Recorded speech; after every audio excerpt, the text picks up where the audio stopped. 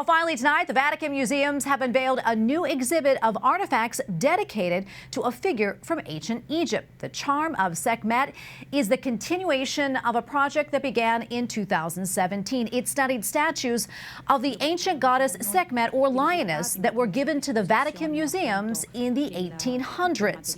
The Vatican exhibition features around 24 sculptures. They're believed to be thousands of years old, dating back to several centuries before Christ.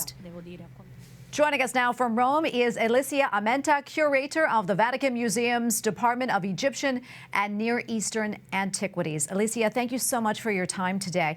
Tell us a little bit more about this project and why these statues are so important.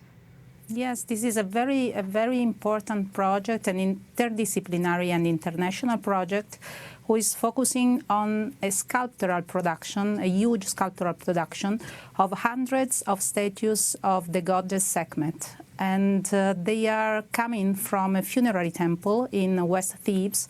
It means the West Bank of modern Luxor, from the funerary temple of Amenophis III, 18th dynasty, and it means 14th century before Christ.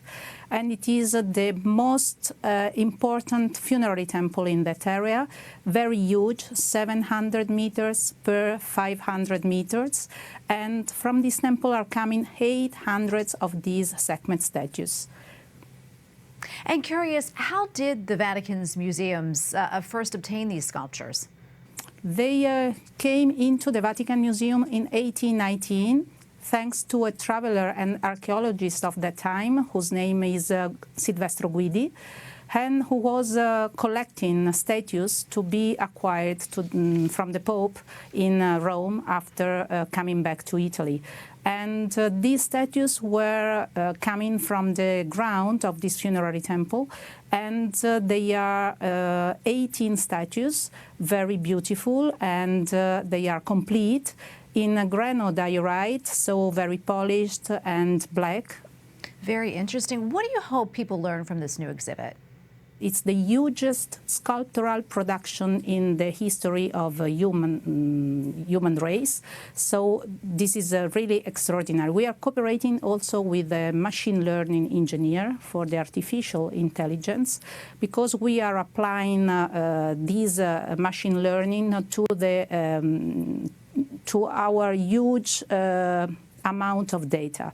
You have to imagine that we were measuring each statues, and we have more or less 70 measurements for each statues. Imagine that we have 800 statues, how many data we have to collect.